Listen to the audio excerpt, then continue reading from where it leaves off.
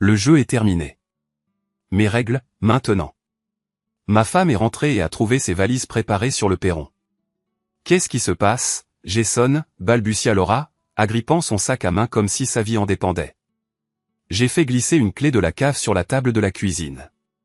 Elle a crissé contre le bois, le son résonnant dans la maison silencieuse. Va voir à la cave, dis-je en prenant une longue gorgée de bière. La condensation a coulé sur les papiers du divorce, étalés comme une carte routière menant à l'enfer. Le visage de Laura est devenu blanc comme un linge. Sous le maquillage, elle était belle. Des pommettes saillantes, des cheveux auburn qui captaient la lumière. Des yeux verts qui pouvaient faire fondre l'acier quand elle voulait quelque chose. Maintenant, ses yeux étaient remplis de peur. Jason, je ne comprends pas, la cave. Laura s'est interrompue. Elle a hésité en haut des escaliers, ses talons claquant sur le bois. Puis elle est descendue dans ce qui était autrefois mon sanctuaire, ma caverne d'homme. Football, électronique, tout le tralala. La lumière fluorescente s'est allumée en grésillant. J'ai entendu son souffle se couper. Scott Williams était attaché à mon fauteuil inclinable, du ruban adhésif sur la bouche. Ses cheveux, toujours impeccables, étaient en bataille, sa chemise hors de prix froissée. Autour de lui, il y avait des impressions, des SMS, des relevés bancaires, des photos. Toutes les preuves de leur liaison de 6 mois, étalées comme le rêve d'un procureur. 3 caméras sur trépied filmaient tout. Putain de merde, Jason, hurla Laura. Qu'est-ce que tu as fait? Je suis descendu lentement, savourant l'instant. Ce que j'aurais dû faire il y a des mois, dis-je. Assieds-toi, ma chérie. On doit parler. Mais revenons en arrière. Laissez-moi vous raconter comment j'en suis arrivé là. Comment un informaticien de Dallas de 42 ans a fini par planifier une vengeance qui rendrait Machiavel fier. Tout a commencé il y a 3 mois. J'ai trouvé le téléphone jetable de Laura caché dans son sac de sport. J'étais suspicieux depuis des semaines. Les soirées tardives au cabinet d'avocat, la nouvelle lingerie que je ne voyais jamais, la façon dont elle se douchait dès qu'elle rentrait. Trouver ce téléphone, avec tous ces messages et photos salaces. C'est à ce moment-là que mon monde a basculé. Tellement hâte de te sentir en moi de nouveau, disait un message, adressé à quelqu'un qui s'appelait Scott. Mon mari travaille tard. Viens vers 9 heures. Des dizaines, chacun comme un coup de couteau dans mon ventre. Des photos, aussi. Laura dans des positions que je n'avais pas vues depuis des années, le visage rouge de passion qu'elle ne me montrait jamais. Et les moqueries incessantes sur notre mariage, notre vie. Il est tellement naïf, écrivait-elle. Il croit encore que je travaille sur le dossier Morrison. S'il savait sur quel genre de dossier je suis vraiment. Ce soir-là, je n'ai rien dit. Au lieu de cela, j'ai déplacé mon oreiller et mes couvertures sur le canapé de la cave. Insomnie, dis-je. Je ne voulais pas la déranger. Laura a à peine levé les yeux de son ordinateur portable. Bof, elle était déjà en train d'envoyer des SMS à son amant. Pendant 2 semaines, j'ai joué au mari bonnet pendant que je collectais des informations. J'ai installé un logiciel de suivi sur notre ordinateur, une caméra cachée dans notre chambre. J'ai suivi les traces numériques de Laura comme un chien de chasse. Ce que j'ai découvert m'a rendu malade. Scott Williams, 34 ans, divorcé. Agent immobilier, appartement de luxe au centre-ville. Il conduisait une Vespa rouge ridicule et utilisait plus de gel pour les cheveux qu'un boys band. C'était lui que ma femme avait choisi au lieu de 15 ans de mariage. La liaison a commencé lors d'une conférence juridique. Scott y charmait les clients. Laura s'est saoulée au vin de l'hôtel et à l'attention d'un jeune homme qui lui a dit qu'elle était trop bien pour une vie de banlieue. En une semaine, il se retrouvait à son appartement 2 fois par semaine, parfois pendant ses pauses déjeuner. Mais le pire n'était pas le sexe. C'était de lire comment il se moquait de moi. Comment Laura me traitait de geek ringard qui pense que la galanterie, c'est de baisser la lunette des toilettes. Comment Scott m'appelait le bouche-trou et plaisantait sur le fait de surclasser Laura dans une vie meilleure. C'est là que j'ai commencé à planifier. De petites choses, au début. J'ai annulé nos cartes de crédit communes, en prétendant une fraude. J'ai transféré la moitié de nos économies sur un nouveau compte tout à fait légal, bien commun. J'ai commencé à enregistrer les mensonges de Laura, toutes ces soirées tardives au bureau qui étaient en réalité passées dans le lit de Scott. Mes filles, Beth et Janie, 12 et 9 ans, savait que quelque chose clochait mais n'arrivait pas à comprendre quoi. Beth, toujours perspicace, a demandé pourquoi maman était toujours sur son téléphone, pourquoi papa dormait en bas, pourquoi on ne mangeait plus ensemble. Est-ce que toi et maman allaient divorcer, a-t-elle demandé un soir pendant que je l'aidais avec son algèbre. Pourquoi tu poses cette question, ma chérie? Parce que les parents de Tommy ont fait la même chose avant que son père ne déménage. Le fait de dormir dans des chambres différentes, les dîners silencieux, la façon dont vous avez tous les deux l'air en colère tout le temps. Une gamine futée. Trop futée. Ta mère et moi traversons quelques difficultés, dis-je, ce qui était techniquement vrai. J'étais en train de trouver le meilleur moyen de lui gâcher la vie. 3 semaines après le début de mon espionnage, Laura est devenue négligente. Elle a commencé à amener Scott, en le présentant comme un collègue lors de barbecues et d'événements scolaires. J'ai regardé nos amis accueillir ce parasite dans notre monde pendant que je jouais au mari naïf. La goutte d'eau qui a fait déborder le vase, c'était le spectacle de talent de Beth. Laura était assise tout au fond avec Scott, se tenant la main quand il pensait que personne ne les voyait. Moi, j'étais seul au premier rang, applaudissant le récital de piano de ma fille pendant que ma femme draguait son amant à 6 mètres de moi. Ce soir-là, j'ai pris ma décision.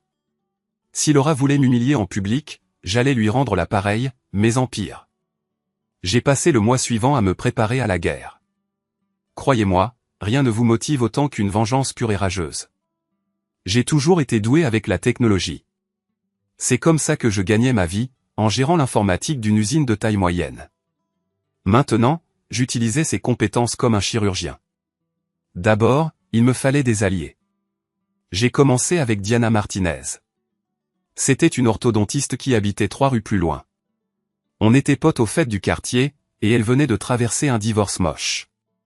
Diana était tout ce que Laura n'était pas, terre à terre, vraiment drôle, et elle n'avait pas besoin d'attention constante. T'as une sale gueule, Jason, m'a-t-elle dit quand j'ai frappé à sa porte un samedi matin. Elle portait des gants de jardinage et avait de la terre sur la joue. Même débraillée, elle était plus présentable que Laura depuis des années. Faut que je te demande un truc, et j'ai besoin que tu sois totalement honnête, j'ai dit. T'as vu Laura traîner avec quelqu'un? Quelqu'un d'autre que moi. Le visage de Diana est passé d'amical à grave. Entre.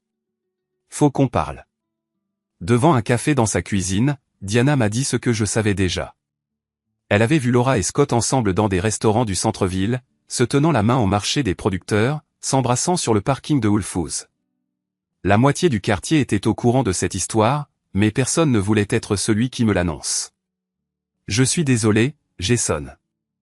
Elle a haussé les épaules. J'ai pensé à te le dire une 12aine de fois. Ne t'excuse pas. Je sais ce qu'elle fait. Ce dont j'ai besoin maintenant, c'est d'aide pour m'assurer que tout le monde le sache, aussi. Diana a haussé un sourcil. Quel genre d'aide? Je lui ai exposé mon plan. Rien d'illégal, rien qui puisse me faire arrêter ou me faire perdre mes filles. Juste une destruction étape par étape de la vie parfaite de Laura. Tu utilises ses propres actions contre elle? Diana a dit quand j'ai eu fini. C'est méthodique. Et probablement efficace. Mais t'es sûr de vouloir faire ça? Une fois que t'as commencé, on ne peut plus revenir en arrière. C'est elle qui a commencé quand elle a décidé de me cocufier. Je vais juste terminer le boulot. Diana a acquiescé lentement. Qu'est-ce que tu as besoin que je fasse? La première étape était l'information. J'ai créé de faux comptes email et des profils sur les réseaux sociaux, puis j'ai commencé à contacter des gens du cercle professionnel de Laura. Son cabinet d'avocats avait des règles strictes concernant le comportement. Les liaisons pouvaient nuire aux clients et à la réputation du cabinet. Je n'ai rien envoyé directement à son patron, mais je me suis assuré que les rumeurs commencent à circuler. J'ai également contacté les clients immobiliers de Scott, en me faisant passer pour une personne inquiète qui avait entendu de mauvaises choses sur sa façon de faire des affaires. Rien qui puisse me valoir un procès, juste assez pour les faire douter. J'ai entendu dire qu'il avait des problèmes personnels qui pourraient affecter son jugement, j'écrivais. Vous devriez peut-être vérifier à nouveau ces références. Ce qui est génial dans les petites villes, c'est que les commérages se répandent vite une fois qu'on les lance. En 2 semaines, j'ai commencé à entendre des choses à l'épicerie, au match de foot de Beth, à la salle de sport où j'avais commencé à m'entraîner pour évacuer ma colère. T'as entendu parler de Laura Fairburn? J'ai entendu au café. Apparemment, Elle trompe Jason avec un genou. J'ai toujours pensé qu'elle se prenait pour une autre, a répondu quelqu'un. Pauvre Jason. Il a l'air tellement sympa. La deuxième étape consistait à cibler directement Scott. J'ai examiné son entreprise, son argent, ses réseaux sociaux. Scott était du genre à tout afficher en ligne, dîner chic, ses séances d'entraînement, ses réflexions profondes sur le succès et l'amour. Il avait aussi un problème de jeu, si l'on en croit la fréquence à laquelle il postait des photos depuis le casino et l'hippodrome. J'ai commencé par son Vespa. Un soir, je l'ai suivi jusqu'à son bar préféré du centre-ville et j'ai trafiqué son scooter sur le parking. Rien de permanent, juste desserrer quelques pièces pour qu'il tombe en panne sur le chemin du retour. J'ai laissé un mot sous son casque. Le karma est une garce. Ta copine aussi. Ensuite, je me suis attaqué à son appartement. Scott vivait dans un de ces immeubles de loft branchés du centre-ville, le genre avec un clavier numérique et un nom pompeux comme le Métropolitain ou Oasis urbaine. Laura avait une clé de rechange de notre maison, ce qui signifiait qu'elle en avait probablement une de chez lui aussi. J'avais raison. J'ai trouvé la clé de rechange de Scott dans la boîte à bijoux de Laura, cachée derrière les perles de sa grand-mère. Entrer par effraction aurait été illégal, mais utiliser une clé trouvée dans ma propre maison. Juste une visite. Je n'ai rien volé ni rien cassé. Au lieu de ça, j'ai mis le bordel dans sa vie de façon subtile et agaçante. J'ai modifié le thermostat, déplacé ses meubles de quelques centimètres, et remplacé son café hors de prix par du décaféiné. J'ai aussi laissé des preuves de mon passage. Des photos de Laura et Scott ensemble, imprimées depuis son téléphone, étalées sur son lit avec un mot, souriez. Vous êtes filmé en caméra cachée. L'effet a été immédiat. Scott se retournait sans cesse, vérifiant les serrures, sursautant au moindre bruit. Laura, voyant qu'il devenait parano, commençait à l'être elle aussi. Quelqu'un est entré dans ma voiture, m'a-t-elle dit un soir, la voix crispée. J'en suis sûr. Des affaires ont été déplacées. T'es sûr que c'est pas juste le stress du boulot, ai-je demandé, sans lever les yeux de mon portable. T'as fait pas mal de nuits blanches ces derniers temps. Elle m'a fixé longuement, et je pouvais la voir réfléchir. Est-ce que je savais? Qu'est-ce que je soupçonnais? Mais Laura avait toujours été arrogante, toujours pensé être plus intelligente que les autres. Elle a décidé que j'étais toujours à l'ouest. Ouais, t'as peut-être raison, a-t-elle fini par dire. L'affaire Morrison me stresse. Il n'y avait pas d'affaire Morrison. J'avais vérifié. La troisième étape, c'était la destruction sociale. J'ai commencé à fréquenter absolument tout ce qui se passait dans le quartier ou les événements scolaires, n'importe quoi ou tout ce où Laura et Scott risquaient de se montrer ensemble. Jouer au mari et au père parfait, tu vois? Discuter avec les autres parents, faire du bénévolat, juste être vu, être apprécié. Pendant ce temps, je m'arrangeais pour que les gens remarquent le comportement bizarre de Laura à la fête de quartier du printemps. Je l'ai vu se faufiler pour envoyer un SMS à Scott pendant qu'on parlait. J'ai insisté pour demander, bien fort, si elle allait bien, si le travail l'appelait encore, m'assurant que les voisins entendent à quel point elle était toujours accaparée par le bureau. Tu travailles trop, ma chérie, ai-je dit, assez fort pour que les Henderson et les Patel entendent. T'es toujours sur ce téléphone, toujours en train de courir après une crise. Je m'inquiète pour toi. Le visage de Laura est devenu rouge, mais elle ne pouvait pas me contredire sans avoir l'air coupable. Elle était coincée entre son aventure et ce que les gens pensaient d'elle, et je ne faisais que resserrer la corde à chaque fois qu'on sortait en public. La grosse opportunité s'est présentée quand l'amie de Beth, Emma, a posté un TikTok qui a fait le buzz dans notre district scolaire. C'était juste Emma qui faisait une danse, mais en arrière-plan, clair comme de l'eau de roche, il y avait Laura et Scott en train de s'embrasser sur le parking de l'auditorium de l'école pendant le concert de printemps. Oh mon Dieu! La mère de mon ami trompe son père, Emma avait légendé la vidéo. C'est tellement gênant. Alerte drame trompeur exposé en quelques heures, la vidéo a été vue des centaines de fois par les parents, les enseignants, les élèves du coin ou tout le monde. Les commentaires étaient impitoyables. Pauvre monsieur Fairburn. Il a l'air tellement gentil. J'ai toujours pensé qu'elle était fausse. Maintenant, on sait pourquoi. Quelqu'un devrait le dire au mari. Je suis presque sûr qu'il le sait déjà. Regardez comme il a l'air malheureux aux événements scolaires. Laura était mortifiée. Elle a appelé l'école, exigé qu'il force Emma à retirer la vidéo, a même menacé de poursuivre en justice, mais c'était trop tard. des captures d'écran étaient partout, la vidéo a été téléchargée, et l'histoire s'est répandue bien au-delà des réseaux sociaux. Ce soir-là, Laura s'en est prise à moi, pour la première fois, sans détour. « Tu as vu cette vidéo ?» a-t-elle demandé, la voix tremblante de colère et de peur. « Quelle vidéo ?» J'étais en train de préparer le dîner, coupant les légumes beaucoup plus fort que nécessaire. La vidéo TikTok. La vidéo d'Emma Peterson au concert. Je ne suis pas trop TikTok, Laura. Qu'est-ce qu'il y avait dessus? Elle observait mon visage, essayant de voir si je mentais. Rien d'important, juste des histoires d'ados. Mais je pouvais voir la panique dans ses yeux. Sa double vie soigneusement construite s'effondrait, et elle commençait à penser que peut-être, juste peut-être, son mari n'était pas aussi idiot qu'elle le pensait. Ce week-end-là, Scott a essayé de tout arrêter. Je le sais parce que j'écoutais leur conversation téléphonique grâce au babyphone que j'avais caché dans la voiture de Laura. Le son n'était pas terrible, mais j'ai compris l'essentiel. Ça devient trop compliqué, a dit Scott. Les gens parlent, Laura.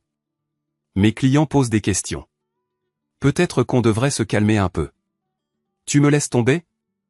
La voix de Laura était aiguë, désespérée. Après tout ce que j'ai risqué pour toi. Je ne te laisse pas tomber. Je suis réaliste. Ton mari pourrait savoir quelque chose. Cette vidéo, les trucs bizarres qui se passent dans mon appartement. Jason ne sait rien. Il est complètement à l'ouest. T'es sûr de ça? Il y a eu une longue pause. Oui, a finalement dit Laura, mais elle n'avait pas l'air si sûre. C'est là que j'ai su qu'il était temps de passer à la dernière étape. Laura était faible, Scott se dégonflait, et tout le monde commençait à les détester. Il me fallait juste le bon moment pour tendre mon piège. Il est arrivé quand les parents de Laura ont annoncé qu'ils venaient lui rendre visite pour l'anniversaire de Beth. George et Suzanne Hartwell étaient des conservateurs à l'ancienne qui n'avaient jamais vraiment aimé la carrière de leur fille ni sa façon de gérer son mariage. Ils m'ont toujours bien aimé, moi. Ils pensaient que j'étais un bon soutien de famille et un bon père. J'ai décidé d'accélérer les choses. Si j'allais ruiner la vie de Laura, autant le faire devant les gens qui comptaient le plus pour elle. Les parents de Laura sont arrivés jeudi soir dans leur Buick impeccable, la même voiture qu'ils avaient depuis 8 ans parce qu'elle roule encore parfaitement bien, merci bien. George Hartwell était un ancien assureur qui avait passé 40 ans à déjouer les arnaques et les mensonges. Suzanne était une ancienne directrice d'école primaire qui flairait la connerie à des kilomètres. Si quelqu'un pouvait percer Laura à jour, c'était bien elle. Jason. Suzanne m'a serré fort dans ses bras à la porte. Tu as maigri. Laura ne te donne pas à manger? Je fais plus de sport, ai-je répondu, ce qui était vrai. La salle de boxe était devenue mon deuxième chez moi, un endroit où transformer ma colère en quelque chose d'utile. Laura est très occupée avec une grosse affaire, alors je cuisine plus souvent. George m'a serré la main, avec cette poigne ferme d'un type qui avait gagné sa vie à débusquer les menteurs. Quelle affaire la retient après le dîner 3 soirs par semaine? Je lui ai lancé un regard qui en disait long. Droit des sociétés. Client très exigeant. Laura est apparue dans le couloir, l'air stressé. Elle était à l'étage, au téléphone avec Scott, pour mettre leur version au point pour le week-end. Maman, papa, vous êtes en avance. Nous sommes parfaitement à l'heure, a dit Suzanne, en regardant sa montre. 7 heures, comme prévu. Oui, bien sûr. C'est juste que... J'ai fini tard au travail et je n'ai pas eu le temps de préparer le dîner. Ne t'en fais pas, ai-je dit, aussi suave que possible. J'ai réservé chez Antonelli pour 8h30. Tes parents adorent la cuisine italienne. Le visage de Laura est devenu blanc. Antonelli, c'était laquelle avait eu son premier rendez-vous avec Scott, là où il déjeunait encore 2 fois par semaine. Le personnel la connaissait bien, trop bien, mais elle ne pouvait pas refuser sans avoir l'air coupable. C'est gentil de ta part, a-t-elle réussi à dire. Le dîner a été un chef-d'œuvre de jeu d'esprit. J'ai joué le gendre parfait, en posant des questions sur le golf de George et le club de jardinage de Suzanne, pendant que Laura se tortillait à chaque fois que le serveur lui adressait un sourire entendu. Madame Fairburn. Tony, le maître d'hôtel, est venu à notre table, tout sourire. Quel plaisir de vous revoir. Monsieur Williams vous rejoint ce soir? Le silence qui a suivi était si épais qu'on aurait pu le couper au couteau. Le visage de Laura est devenu rouge vif, puis pâle, tandis que ses parents semblaient perdus. Monsieur Williams, a demandé George. Je crois que vous vous trompez de personne, a dit Laura, très vite. Le sourire de Tony s'est effacé. Oh, pardon. Je croyais que vous et ce jeune homme avec la Vespa, vous veniez tous les mardis et jeudis déjeuner. Un garçon charmant, il commande toujours le saumon. Vous devez confondre avec quelqu'un d'autre, ai-je dit, en essayant de l'aider. Laura déjeune généralement à son bureau, n'est-ce pas, chérie? Oui, a murmuré Laura. Au bureau. Le reste du dîner a été affreux pour Laura, mais formidable pour moi. Ses parents n'arrêtaient pas de poser des questions simples sur son travail, ses affaires, ses déjeuners. Chaque réponse l'enfonçait un peu plus dans ses mensonges. De retour à la maison, j'ai dit, prenons un café au salon pendant que les filles jouent à l'étage. C'était la première étape de mon plan, obtenir des témoins du comportement bizarre de Laura. Des gens qui se souviendraient de ce week-end quand tout exploserait. Laura a l'air stressée, a dit Suzanne quand Laura est partie prendre un appel professionnel qui a duré 45 minutes. Elle subit beaucoup de pression, ai-je dit. Des nouveautés au cabinet, des clients exigeants. Je me demande si elle ne s'est pas lancée dans quelque chose qui la dépasse. George a hoché la tête, pensif. D'après mon expérience, quand quelqu'un se comporte différemment, il y a généralement une raison. Changement de routine, absence, attitude défensive. Signaux d'alerte, a dit Suzanne. Quel genre de signaux d'alerte? Ceux qui indiquent que quelqu'un n'est pas honnête sur ce qu'il fait. Nous nous sommes regardés de part et d'autre de la table, et j'ai su que George soupçonnait quelque chose. Il avait passé des années à enquêter sur des fraudes à l'assurance. Un conjoint infidèle devait lui être familier. Vendredi était le véritable anniversaire de Beth, et j'avais prévu une fête surprise pour samedi après-midi. Laura a essayé de s'y soustraire, en disant qu'elle devait travailler, mais la présence de ses parents rendait cela impossible. Elle était coincée à la maison tout le week-end, elle ne pouvait pas voir Scott, elle ne pouvait pas faire ses petites affaires habituelles. Je l'ai regardée s'effondrer, petit à petit. Elle s'est emportée contre les filles pour un rien, a passé des heures sur son téléphone pour des urgences professionnelles, et sursautait à chaque fois que la sonnette retentissait. Vendredi soir, elle buvait du vin avec le dîner. Elle ne le faisait presque jamais. « Tu vas bien, ma chérie ?» a demandé Suzanne pendant le dessert. « Tu as l'air nerveuse. »« Je vais bien, maman. Juste fatiguée. »« Tu devrais peut-être prendre des vacances, » a dit George. « Passer plus de temps avec ta famille. » Ces filles grandissent vite. Le rire de Laura sonnait faux. « Je ne peux pas simplement laisser mes clients, papa. J'ai des responsabilités. » Plus que ton mari et tes enfants? La question est restée en suspens. Cette nuit-là, j'ai entendu Laura pleurer dans notre chambre. La chambre dans laquelle je n'avais pas dormi depuis 2 mois. Des sanglots discrets et tristes qui m'auraient peut-être touché autrefois. Maintenant, ils sonnaient simplement comme une justice. Samedi matin, j'ai mis mon plan à exécution. Pendant que Laura était sous la douche, j'ai utilisé son téléphone pour envoyer un SMS à Scott, mes parents me rendent folle. Besoin de te voir. Rejoins-moi chez toi à 14h. J'ai tellement hâte de te sentir à nouveau en moi. Puis j'ai supprimé le SMS et j'ai attendu. La fête était prévue pour 3h. Voisins, camarades d'école, leurs parents, je m'étais assuré d'inviter des familles où les parents étaient de grandes pipelettes, celles qui répandraient tout ce qu'ils avaient vu dans toute la ville en 24 heures. À 1h45, j'ai dit, Laura, tu pourrais aller vite fait au magasin chercher de la glace. On n'en a presque plus à la vanille, et les enfants adorent ça avec le gâteau. Tu ne peux pas y aller toi, a-t-elle demandé, clairement peu désireuse de partir alors qu'on installait tout. Je dois finir de décorer, et tes parents aident avec les jeux. Ça prendra juste 20 minutes. Laura n'avait pas envie, mais elle a accepté, attrapant ses clés et son sac à main. Ce qu'elle ignorait, c'est que j'avais déjà acheté de la glace en plus et que je l'avais cachée dans le congélateur du garage. Elle partait pour une fausse course qui la ferait passer juste devant l'immeuble de Scott. À 2h15 pile, Scott a appelé sur le téléphone fixe. Agacé et confus, j'ai décroché, enjoué. Ici, les Fairburn. Oh, bonjour. Laura est là. Elle est occupée pour le moment. Je peux prendre un message? Ici, Scott Williams. On avait un rendez-vous, et elle n'est pas là. Scott Williams, ai-je dit fort, en m'assurant que George et Suzanne puissent t'entendre depuis la cuisine. Je ne crois pas vous connaître. Êtes-vous un client de Laura? Il y a eu une pause. Quelque chose comme ça. Dites-lui juste que j'ai appelé. Bien sûr. Je lui dirai. Scott Williams a appelé à propos de votre rendez-vous. Elle devrait rentrer bientôt. J'ai raccroché et suis allé dans la cuisine où les parents de Laura glaçaient le gâteau. C'était qui? A demandé Suzanne. Quelqu'un qui s'appelle Scott Williams. Il a dit qu'il avait un rendez-vous avec Laura. J'ai haussé les épaules. Ça doit être le travail. George n'a rien laissé paraître, mais je l'ai vu regarder Suzanne. Ils étaient en train de comprendre. Laura est revenue 20 minutes plus tard, les mains vides et agacées. Il n'avait plus de vanille, a-t-elle menti?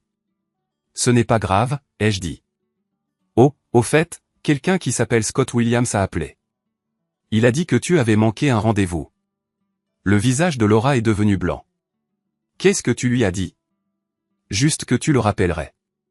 Pourquoi? C'est important? Non, ce n'est rien. Juste un client pénible. Mais ses mains tremblaient alors qu'elle se versait du vin. Et il n'était même pas 15 heures. La fête a commencé pile à l'heure. 23 enfants, 34 adultes entassés dans notre jardin pour ce qui s'est avéré être la fête dont on a le plus parlé de l'année. J'étais en mode hôte, grillant des hamburgers, animant des jeux, veillant à ce que tout le monde se sente le bienvenu. Laura essayait de jouer le jeu, mais on voyait le stress. Trop de vin, des réflexions sèches aux enfants qui faisaient trop de bruit, et elle vérifiait constamment son téléphone. Quelques parents l'ont même remarqué. « Est-ce que Laura va bien ?» a demandé Jennifer Martinez, la belle-sœur de Diana. « Elle a l'air bizarre », ai-je dit avec le soupir inquiet d'un mari. Le stress au travail. Elle fait des heures folles. Je n'arrête pas de lui dire de ralentir, mais tu sais comment elle est. Vers 4h30, alors que la fête battait son plein, Scott Williams est arrivé. Il se tenait devant notre porte d'entrée dans son jean hors de prix et son polo griffé, l'air de s'être trompé de plateau de tournage. Je l'ai observé à travers la fenêtre, sonner à la porte, vérifier son téléphone, sonner à nouveau. J'ai ouvert la porte avec mon plus beau sourire. « Je peux vous aider ? » « Bonjour, je suis Scott Williams. » Je crois qu'il doit y avoir une méprise. Laura est là. Laura est ma femme, ai-je dit, assez fort pour que les parents à proximité puissent entendre. Êtes-vous le Scott Williams qui a appelé plus tôt à propos du rendez-vous? Oui. Elle m'a demandé de. On était censé se rencontrer. Oh, ai-je dit, comme si une ampoule venait de s'allumer. Vous devez être là pour la fête. Quelle gentille attention. Laura ne m'a pas dit qu'elle avait invité des collègues de travail. Le visage de Scott a traversé toute une gamme d'émotions. Confusion, panique, réalisation, et finalement, une résignation piégée. En fait, je crois qu'il y a eu un malentendu. Absurde. Tout ami de Laura est le bienvenu. Entrez. Venez rencontrer la famille, ai-je dit, en le traînant pratiquement à travers la maison et dans le jardin, où Laura remplissait son verre de vin. Quand elle a vu Scott, elle a laissé tomber la bouteille. Du Pinot Grigio a giclé partout, et le bruit du verre brisé a interrompu toutes les conversations. Laura, ai-je lancé joyeusement. Regarde qui est là.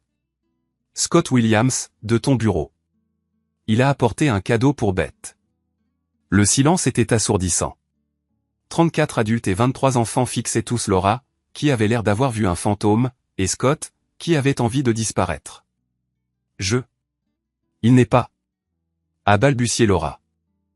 Oh, comme je suis impoli, ai-je dit, en continuant à faire l'idiot. Scott, laissez-moi vous présenter tout le monde. Voici le père de Laura, George, et sa mère, Suzanne. George enquêtait sur les fraudes à l'assurance, donc il est excellent pour décrypter les gens. George s'est avancé, offrant à Scott le regard inquisiteur, le jaugeant comme un suspect. Enchanté de vous rencontrer, Scott. Quel genre de droit pratiquez-vous? Je ne suis pas avocat, a dit Scott faiblement. Oh. Suzanne s'est jointe à la conversation. Vous faites quoi? De l'immobilier. Comme c'est intéressant, a dit George. Et comment connaissez-vous notre Laura? La foule se rassemblait maintenant, sentant le drame comme des requins sentent le sang. Laura a regardé autour d'elle désespérément, réalisant qu'elle était piégée devant tout ce qu'elle connaissait. On s'est rencontrés lors d'une conférence, a-t-elle finalement dit. Quel genre de conférence, demanda Bob Henderson, notre voisin d'à côté, et la plus grande commère du quartier. Une conférence juridique, répondit Laura. Une conférence immobilière, lança Scott au même moment. La contradiction plana dans l'air comme une enseigne au néon. J'observais les visages dans la foule, guettant l'instant où la vérité percuterait les parents les plus futés. Jennifer Martinez chuchota quelque chose à son mari. Les Patel échangèrent un regard. Madame Grillet, de l'autre côté de la rue, poussa un petit cri d'effroi. Bon, dis-je en tapant sur l'épaule de Scott. Peu importe comment vous vous êtes rencontrés, on est ravis que vous ayez pu venir à la fête de Beth. Laura ne parle que de vous. Voilà. C'était dit. Laura posa son verre à vin, les mains tremblantes, et courut se réfugier dans la maison. Scott resta planté là, figé pendant une seconde, puis marmonna quelque chose à propos d'un autre rendez-vous et s'enfuit presque en courant vers sa Vespa. La fête continua, mais l'ambiance avait complètement changé. Les adultes se regroupaient en chuchotant et en élaborant des théories. Les enfants jouaient, inconscients du drame, et je continuais à faire l'hôte, encaissant les regards compatissants et les questions inquiètes comme un type qui n'avait aucune idée que son monde venait de s'écrouler. « Tout va bien ?» demanda Diana à voix basse, apparaissant à mes côtés avec un regard entendu. « Je n'en suis pas sûr, dis-je, assez fort pour que les parents à proximité m'entendent. Laura se comporte bizarrement ces derniers temps. Elle travaille tard, reçoit des appels mystérieux, rencontre des clients dont je n'ai jamais entendu parler. Je commence à me demander si elle ne me cache pas quelque chose. C'était une prestation magistrale, si je peux me permettre. » Au moment où le dernier invité partit à 6 heures, l'histoire se répandait déjà dans tout le quartier. Laura Fairburn, l'avocate coincée qui se croit supérieure à tout le monde, avait une liaison avec un jeune agent immobilier, et son pauvre mari venait de l'apprendre à la fête d'anniversaire de leur fille. La vérité était encore plus croustillante que les ragots. Le dimanche matin apporta le règlement de compte qui se préparait depuis des mois. Les parents de Laura partirent tôt, prétextant devoir rentrer chez eux, mais pas avant que George ne m'entraîne à l'écart pour une conversation dans le garage. « Jason, commença-t-il, la voix alourdie par 40 années d'enquête sur les mensonges. Je ne sais pas ce qui se passe entre toi et Laura, mais je veux que tu saches que Suzanne et moi, on t'apprécie énormément. Tu es un homme bien, un bon père, et tu mérites mieux que tout ça. » Il fit un geste vers la maison où Laura se cachait dans la chambre, prétextant une migraine. « J'apprécie, George. Vraiment. Si tu as besoin d'un avocat, d'argent, ou de quelqu'un pour garder les filles, n'hésite pas à appeler. La famille, ce n'est pas toujours le sang, mon garçon. C'est une question de loyauté. » Après leur départ, la maison semblait prête à exploser. Les filles étaient chez des copines pour une soirée pyjama. Laura et moi étions seuls pour la première fois depuis son humiliation. Je la trouvais dans notre chambre, toujours en pyjama à midi, fixant son téléphone, les yeux tout rouges. « Il faut qu'on parle, dis-je en m'asseyant sur le bord du lit que nous n'avions pas partagé depuis 2 mois. Je ne sais pas ce que tu veux que je dise. » Sa voix était rauque à force d'avoir pleuré. « Que dirais-tu de la vérité, pour une fois ? Raconte-moi juste la vérité. » Laura leva les yeux. Pendant une seconde, j'ai revu la femme que j'avais épousée il y a 15 ans. Vulnérable. Effrayée. Humaine. Puis son armure d'avocate se remit en place, et son visage se durcit. « Je ne sais pas ce que tu crois savoir. Je sais pour Scott Williams. Je sais pour l'appartement en centre-ville, les déjeuners du mardi et du jeudi, le téléphone prépayé dans ton sac de sport. Je sais pour l'hôtel à Austin le week-end dernier, la conférence juridique qui n'existait pas. » Son visage devint blanc comme un linge. « Comment tu sais tout ça ? Parce que je ne suis pas l'idiot fini que tu crois, Laura. Je suis analyste de système. Je repère les schémas. Je remonte les pistes numériques. Je résous les problèmes. Tu es le plus gros problème de ma vie depuis 6 mois, et j'ai fini par te résoudre. » Elle se leva d'un bond, arpentant la pièce en direction de la fenêtre. « Très bien. Oui, je vois Scott. Mais tu ne comprends pas. Je comprends parfaitement. Tu t'es ennuyé avec ton mari ennuyeux et ta vie ennuyeuse, alors tu as décidé de passer à la vitesse supérieure. Pourquoi tu n'as pas simplement demandé le divorce au lieu de m'humilier ? Parce que je savais que tu essaierais de me prendre les filles. Les filles.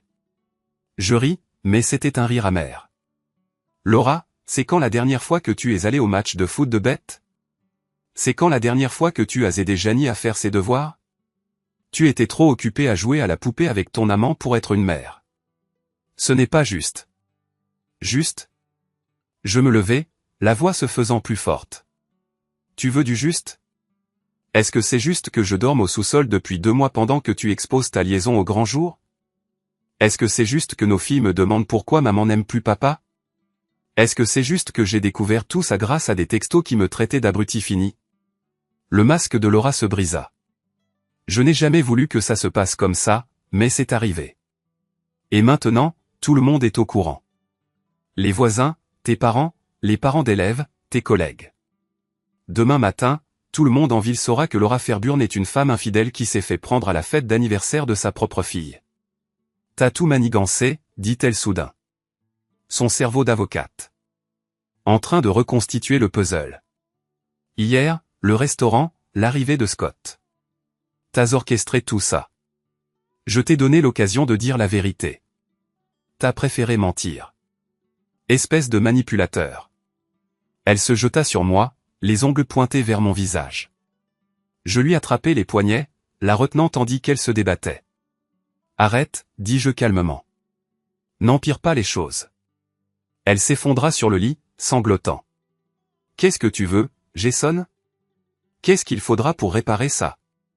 Réparer ça? Je la fixai. Laura, tu couches avec un autre type depuis 6 mois. Tu m'as menti, à nos enfants, à tout le monde. Tu m'as fait passer pour un idiot. Il n'y a rien à réparer. Alors, qu'est-ce qui se passe maintenant? Je sortis une enveloppe Kraft de la commode et la laissai tomber sur le lit. Maintenant, tu signes ça. Laura l'ouvrit, les mains tremblantes. Acte de divorce, accord de garde, règlement financier, le tout en ma faveur. Tu ne me laisses presque rien, dit-elle en parcourant les documents. Tu as ce que tu mérites. Je garde la maison, la garde principale, et la plus grande partie de nos biens. Tu gardes ta voiture, tes vêtements, et le plaisir d'expliquer à Beth et Janie pourquoi maman a brisé leur famille. Je vais me battre. Je suis avocate, Jason. Je connais mes droits. Te battre? Avec quel argent? Ton cabinet te virera cette semaine. Les liaisons avec des clients, ça ne fait pas bonne impression dans le contentieux commercial. Scott a déjà perdu des marchés à cause des rumeurs. Ta réputation est foutue, ta carrière est finie, et tes parents pensent que tu es une honte. Laura fixa les papiers, réalisant enfin. Tu as détruit toute ma vie. Non, Laura. Tu as détruit ta vie. J'ai juste fait en sorte que tout le monde puisse voir ce que tu as fait. Elle signa, les larmes coulant sur son visage. Chaque signature était une petite victoire, une justice servie froide après des mois de trahison. Je dois faire mes valises, dit-elle après avoir signé le dernier document. C'est déjà fait. Tes valises sont près de la porte d'entrée. Où suis-je censé aller? Ce n'est plus mon problème. Peut-être que Scott t'hébergera. Peut-être que tes parents te laisseront squatter jusqu'à ce que tu trouves une solution. Peut-être que tu aurais dû y penser avant de faire exploser notre mariage. Laura se leva, regardant autour d'elle la chambre qu'elle occupait depuis 8 ans. Les filles iront bien. Mieux que bien, en fait, maintenant qu'elles n'auront plus à regarder leur mère mentir et se cacher. Quand pourrai-je les voir? Nous établirons un planning par l'intermédiaire des avocats. Mais Laura, j'attendis qu'elle me regarde, si jamais tu essaies de monter nos filles contre moi, si tu essaies de les empoisonner avec ta version des faits, je ferai en sorte que ce qui s'est passé hier ait l'air d'une simple dispute amicale. C'est clair? Elle acquiesça, vaincue. Je la suivis en bas et regardai par la fenêtre de devant pendant qu'elle chargeait ses valises dans sa BMW. Un certain nombre de voisins travaillaient, opportunément dans leur jardin, faisant semblant de ne pas assister au dernier acte du désastre suburban de Laura. Elle resta assise dans sa voiture pendant une longue minute, fixant la maison dans laquelle elle avait vécu pendant 8 ans, puis elle s'éloigna sans se retourner. Je me servis une bière et m'assis sur le porche, savourant le calme. Madame Grillet me fit un signe de la main depuis son jardin, et je lui rendis son salut. Bob Henderson me fit un signe de pouce levé depuis son allée. Diana Martinez s'approcha avec une bouteille de vin et 2 verres. Week-end difficile, demanda-t-elle en s'installant sur la chaise à côté de moi. En fait, tout s'est passé exactement comme prévu. Et qu'est-ce que ça te fait? J'y réfléchis. Qu'est-ce que je ressentais? Du soulagement, c'est sûr. De la satisfaction. Je suis complètement satisfait de la façon dont ça s'est terminé, sans aucun doute. Mais aussi vite d'une manière à laquelle je ne m'attendais pas. Comme si j'avais gagné une guerre que je n'avais jamais voulu mener, dis-je finalement. Diana acquiesça. La meilleure vengeance est une vie bien vécue, dit-on. Alors, je suppose que je ferais mieux de commencer. Nous restâmes assis là, dans un silence confortable, à regarder le soleil se coucher sur notre rue tranquille. Demain, je devrais expliquer à Beth et Janie pourquoi leur mère a déménagé. Demain, je devrais commencer à reconstruire notre famille en tant que père célibataire. Demain, je devrais trouver comment me remettre du désastre de mon mariage. Mais ce soir, pour la première fois depuis des mois, j'avais l'impression de pouvoir respirer à nouveau. Les 3 semaines suivantes se déroulèrent exactement comme je l'avais prédit. Avec l'efficacité impitoyable d'un système bien conçu qui s'effondre, la vie professionnelle de Laura s'est écroulée en premier. Son cabinet d'avocats, Henderson & Associates, avait bâti sa réputation sur la discrétion et l'intégrité morale, 2 choses qui avaient pris un sacré coup lorsque les images de surveillance du restaurant Antonellies sont apparues, montrant Laura dans des positions compromettantes avec Scott pendant ce qui était censé être des réunions avec des clients.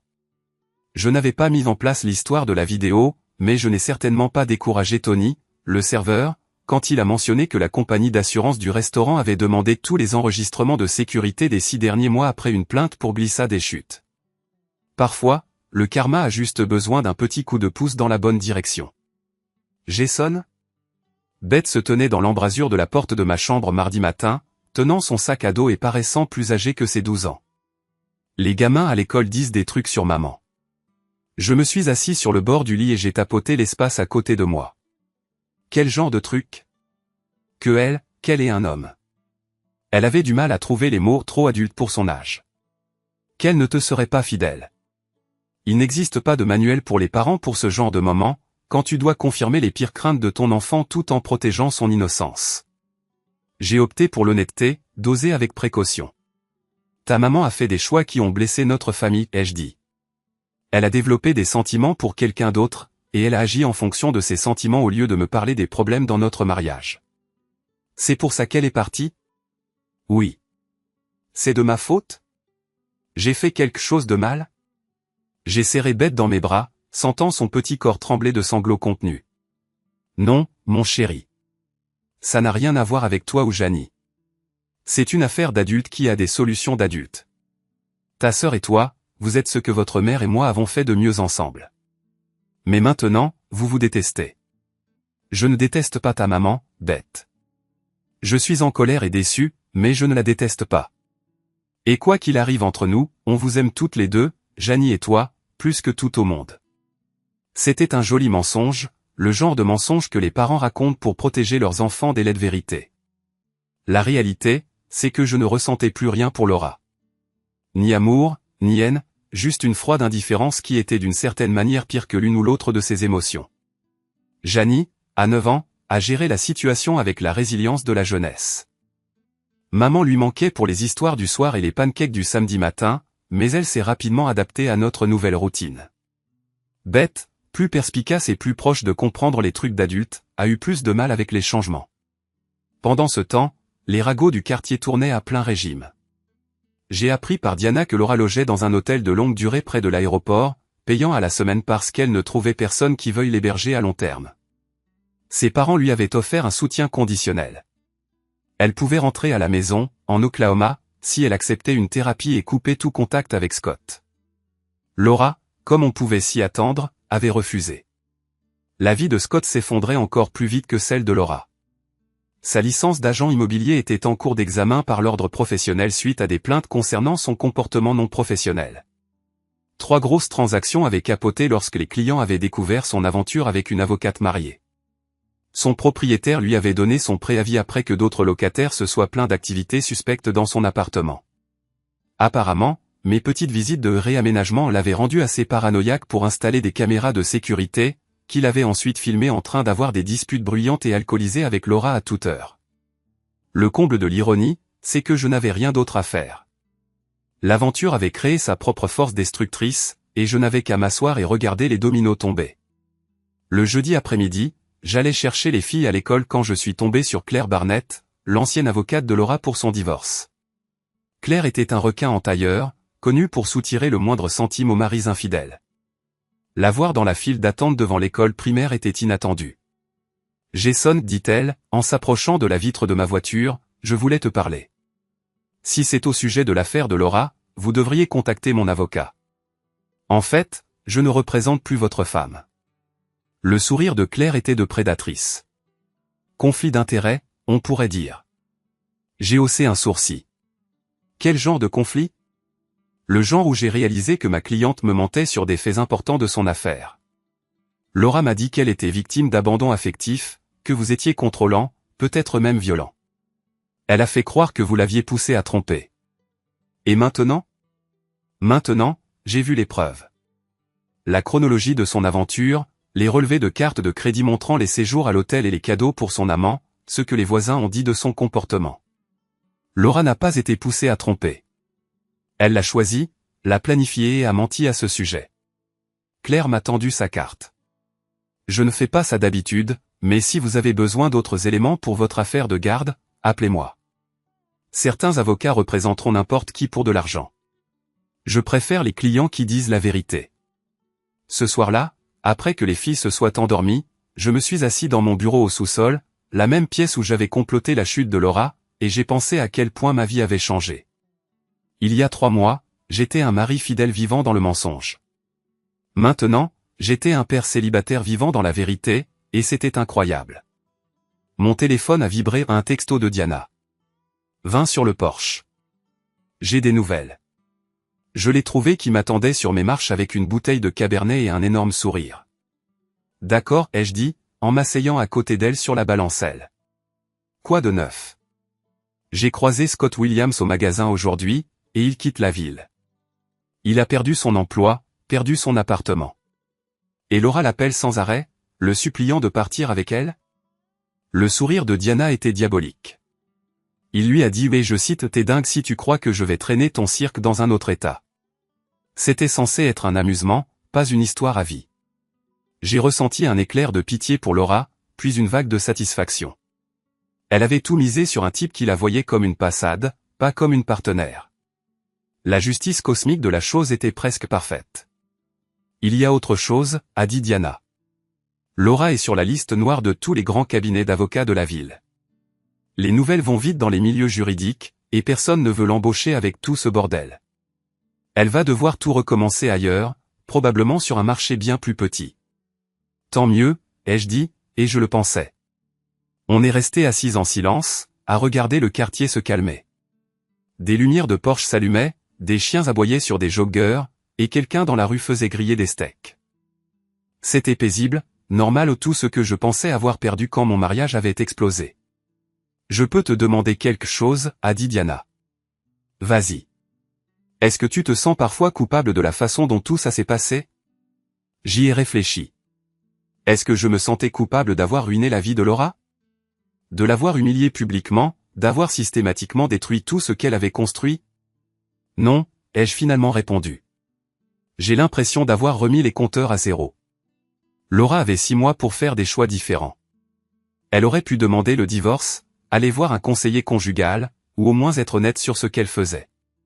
Au lieu de ça, elle a choisi de mentir, de tromper et de m'humilier tout en faisant semblant d'être une bonne épouse et une bonne mère. Et Scott? Scott savait que Laura était mariée. Il savait qu'elle avait des enfants. Il a choisi de fricoter avec une femme mariée et de se moquer de son mari dans son dos. Ils ont tous les deux fait leur propre choix. Diana a acquiescé. J'ai vécu quelque chose de similaire avec mon ex, mais je n'avais pas ta stratégie. Qu'est-ce que tu as fait? J'ai beaucoup pleuré, j'ai mangé trop de glace, et je l'ai laissé prendre la moitié de tout au divorce. Puis j'ai passé 2 ans en thérapie, à réapprendre à faire confiance aux gens. Des regrets? Seulement de ne pas m'être battu plus fort pour ce que je méritais. Nous avons fini le vin alors que la nuit tombait. Diana m'a aidé à rentrer les verres, et nous nous sommes retrouvés dans ma cuisine, soudain consciente que nous étions seuls dans une maison où mes filles dormaient à l'étage et où mon ex-femme ne reviendrait jamais. Je devrais y aller, a dit Diana, mais elle n'a pas bougé. Tu devrais, ai-je acquiescé, mais je ne me suis pas éloigné d'elle non plus. Le baiser était inévitable, doux au début, puis plus profond alors que des mois de manigance et d'attirance croissante explosaient enfin. Quand on s'est arrêté, les yeux de Diana brillaient. C'est compliqué, a-t-elle dit. Tout ce qui vaut la peine d'être fait est compliqué. Les filles te rencontreront comme il faut quand je serai prête à vous présenter comme il faut. Mais Diana, j'en ai marre de faire attention, marre de protéger les sentiments des autres en ignorant les miens. Laura m'a appris que la vie est trop courte pour la gaspiller avec des gens qui ne t'apprécient pas. Diana a souri, le même sourire qui m'avait convaincu de lui faire confiance pour mon plan de vengeance il y a des mois. Dans ce cas, je devrais probablement te dire que j'ai envie que tu m'embrasses depuis le soir où tu m'as expliqué comment tu allais détruire la vie de ta femme. C'est soit vraiment romantique, soit profondément dérangeant. Ça peut être les deux. J'ai ri, vraiment ri, pour la première fois depuis que j'avais découvert l'infidélité de Laura. Je crois qu'on va très bien s'entendre.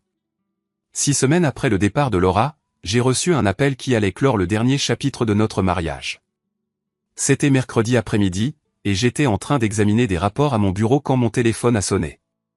Monsieur Fairburn, ici le détective Rodriguez du Dallas PD. Je dois vous parler de votre femme, Laura Fairburn. Mon sang s'est glacé. Malgré tout, elle restait la mère de mes enfants. Elle est blessée? Qu'est-ce qui s'est passé? Elle va bien, physiquement, mais elle a été arrêtée pour harcèlement et traque. Elle vous a indiqué comme personne à contacter en cas d'urgence. Traque de qui? De Scott Williams. Apparemment, elle le suit, elle se pointe à son travail, elle l'appelle des dizaines de fois par jour. La nuit dernière, elle s'est introduite par effraction dans son nouvel appartement et on l'a retrouvée endormie dans son lit quand il est rentré d'un rendez-vous. Je ferme les yeux, me sentant dégoûté et juste, fatigué. Détective, je dois être clair sur quelque chose. Laura et moi. Nous sommes divorcés. Je ne suis pas responsable de ce qu'elle fait. Et je ne vais pas la sortir de ce pétrin. Je comprends, monsieur, mais elle veut vous parler. Elle dit que c'est à propos des enfants. Ça a tout changé. Quoi que Laura soit devenue, elle restait la mère de Beth et Janie. Je ne pouvais pas laisser mes filles souffrir à cause de sa dépression. 1 heure plus tard, j'étais assis en face de Laura dans une salle d'interrogatoire froide du centre de détention du comté de Dallas. Cette femme ressemblait à peine à l'avocate soignée que j'avais épousée. Ses cheveux étaient en désordre, ses vêtements froissés, et ses yeux avaient ce regard sauvage et perdu. « Jason », dit-elle en tendant les mains par-dessus la table. Je me suis reculé. « Dieu merci, tu es venu. J'ai besoin que tu m'aides à arranger ça. » Arranger quoi? Laura, tu t'es introduite par effraction dans l'appartement de ton ex-petite amie. Tu le traques depuis des semaines. Il n'y a rien à réparer. Juste les conséquences de tes actes. Tu ne comprends pas Scott et moi, c'était sérieux. Tout ça n'est qu'un malentendu. Laura, Scott Williams a une ordonnance restrictive contre toi. Il raconte à tout le monde que tu es folle. Il a déménagé 2 fois pour t'échapper. Qu'est-ce qui sonne sérieux là-dedans? Il a juste peur à cause de ce que tu as fait. La façon dont tu nous as humiliés à la soirée de Beth, dont tu as monté tout le monde contre nous. Si tu ne t'étais pas mêlé de ça. Si je ne m'étais pas mêlé de ça, tu continuerais à te cacher, à mentir à nos filles, à me faire passer pour un idiot.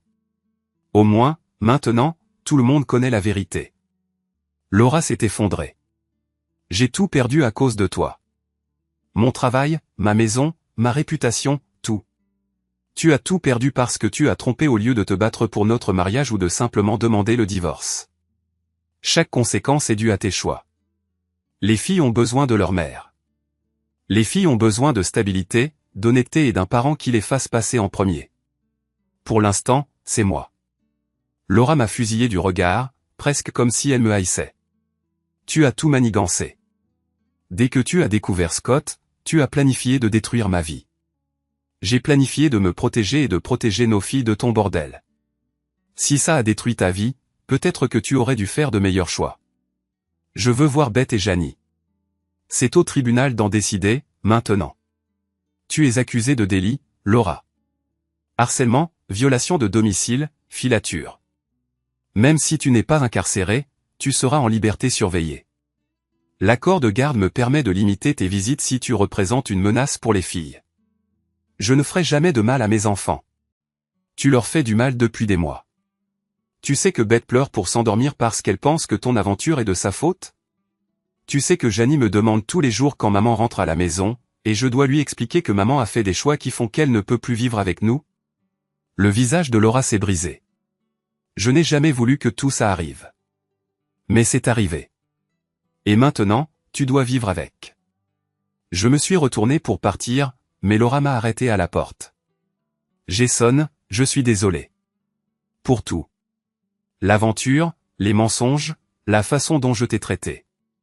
Je sais que ça ne change rien. Mais j'ai besoin que tu saches que je suis désolé.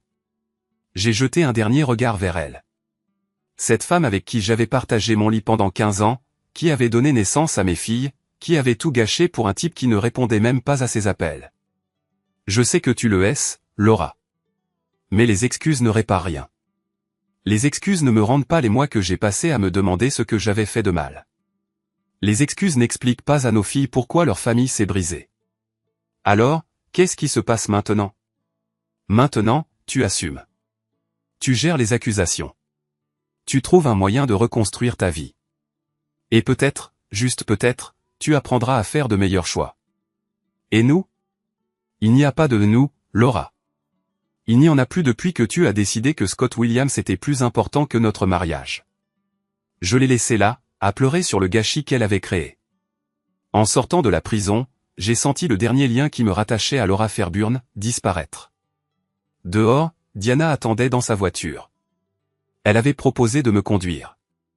Je lui ai tout expliqué, et elle n'a pas posé de questions, elle m'a juste tendu une bouteille d'eau et a démarré la voiture. « Comment tu te sens ?» a-t-elle demandé alors que nous traversions le centre-ville de Dallas. Comme si je venais de clore un long chapitre horrible. Des regrets. J'y ai réfléchi. Regrettais-je d'avoir exposé l'aventure de Laura? Regrettais-je l'humiliation publique, la destruction de sa réputation, la froideur avec laquelle j'avais déconstruit sa vie? Non, ai-je finalement dit. Je regrette que l'on en soit arrivé là. Je regrette que Laura ait fait des choix qui m'ont forcé à choisir entre être une victime et être impitoyable. Mais je ne regrette pas de m'être protégé, moi et mes filles. Laura a fait son lit. Maintenant, elle doit se coucher dedans. Ce soir-là, je me suis assis sur mon porche avec une bière, à regarder Beth et Janie jouer avec les enfants des voisins. Elles riaient, insouciantes, comme des enfants devraient l'être, et non pas à marcher sur des œufs à cause du mariage raté de leurs parents. Mon téléphone a vibré. Numéro inconnu. Ici Scott Williams. J'ai entendu parler de l'arrestation de Laura. Je veux que tu saches que je ne l'ai jamais encouragée après notre rupture. Je suis désolé pour ma part dans ce qui est arrivé à ta famille.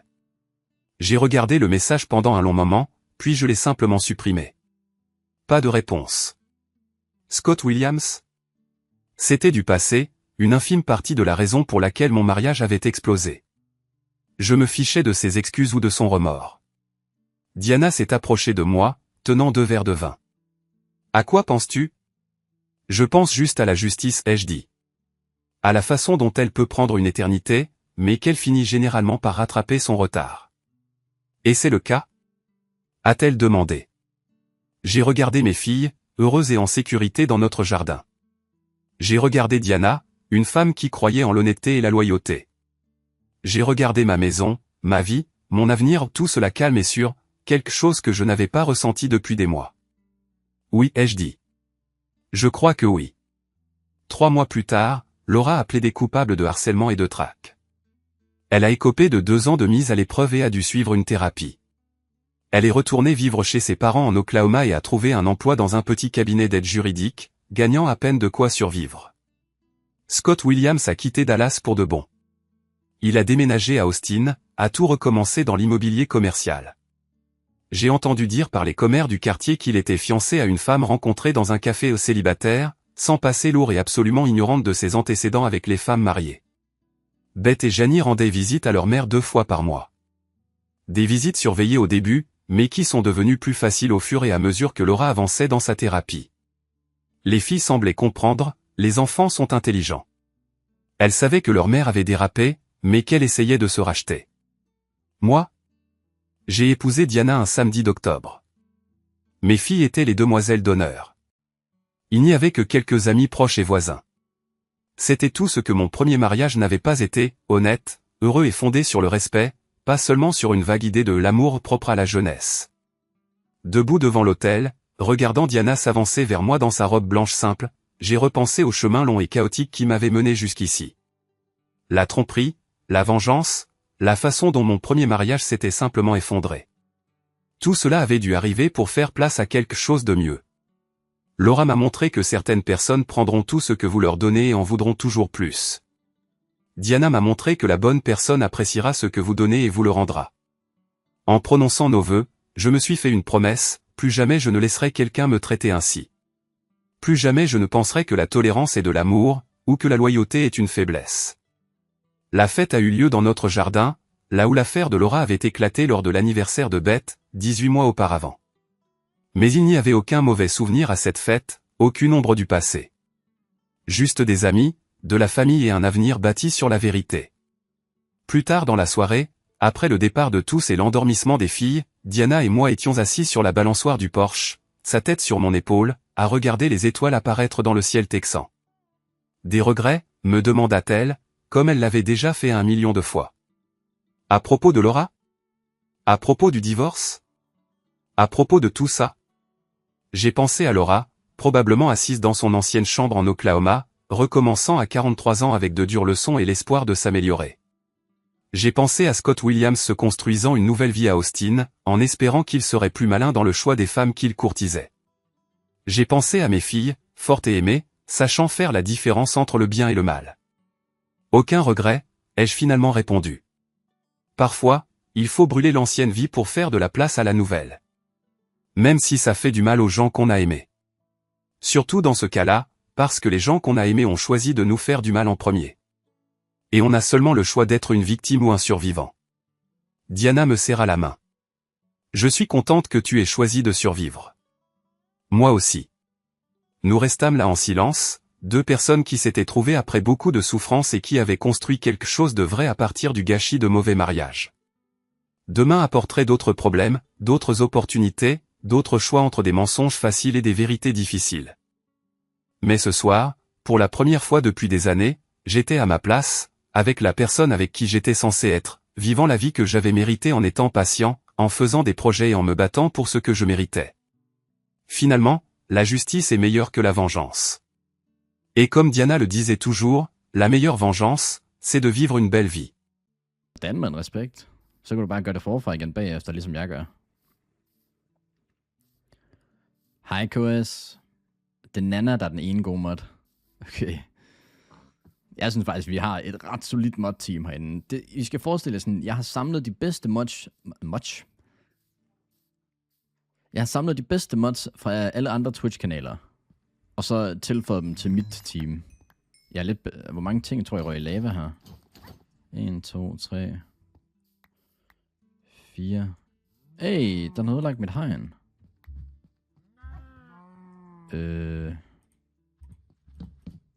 Sådan der. Fate scammede mig med VIP. Noteret. Det er jo cap. Altså, Ingman kan en masse, Upfade kan en masse, KS kan en masse. Musse kan også noget.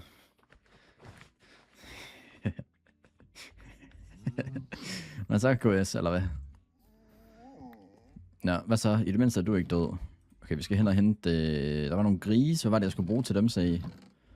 Var det carrots? Hvordan får jeg carrots? Det kan jeg få derovre, tror jeg. Det er fint, det er fint, det er fint. Jamen, lad os bare hente det nu. Jeg er mega pyntemod. Det er også værk. Ej, jeg har set dig lave noget. Du er ikke den, der er mest pyntemod. Varmt mod-team, du har. Tak for det, Psyduck. 55 stream streak. Jeg gad godt vide, om du er den, der har den højeste streak efterhånden, Psyduck. Kan man ikke se det nogen steder? NTS den største pyntemod. Ej, hun laver faktisk også noget. Men hun pynter. Lad mig sige det sådan. Altså, wow.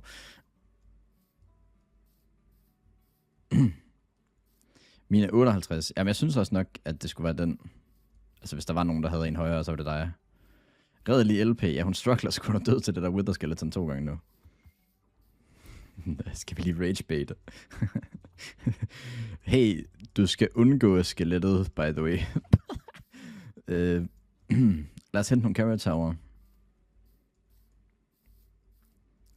Musa intern. Ja, det er rigtigt.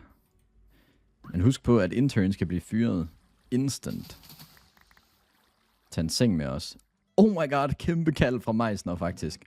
Hold kæft, et kald, der kommer der. Bare tag de her ting. Jeg ved ikke rigtig, sådan, hvad jeg skal bruge det til. Du er så nuttet. Hvad mener du? Jeg ved faktisk ikke, om det er smart at whitelist mig. Kommer du bare til at være nerd og sidde inde på den hele tiden, eller hvad? Hvad er det der? Meloner. Der er ingenting. Nej, men det skulle heller ikke undre mig, at de har rated den allerede. Hvorfor tager de ikke kortene med? Okay, det er en speedrunner, der har rated den her village i hvert fald. Man skal garanteret bruge et kort til en eller anden achievement. Det skulle virkelig ikke undre mig. Jeg elsker også kaos hjemme. Jeg ser. Har jeg lige spyttet på min skærm? Nej, hvorfor siger jeg det højt? Det har jeg ikke selvfølgelig. Jeg tager lige den her. Den er sikkert Brune Potion. Okay. Så de har kun wheat her, eller hvad? Kan du også lave så bitske spawns? Jamen, nej, jeg tror ikke det her, men vi kommer til at lave noget med icon på et tidspunkt, hvor vi laver sådan noget sellout. Så kan donations spawn ting og nakke os. Ingen mand kan vel vibe-code det. Ja. Yeah. Det forsvinder aldrig.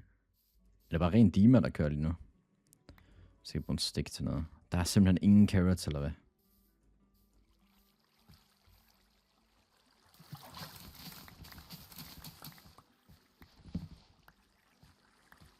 Det er lækkert med Dima. Ja. Jeg er jo også kæmpe Dima-fan. Hvad er det der? Nå, det var ikke noget.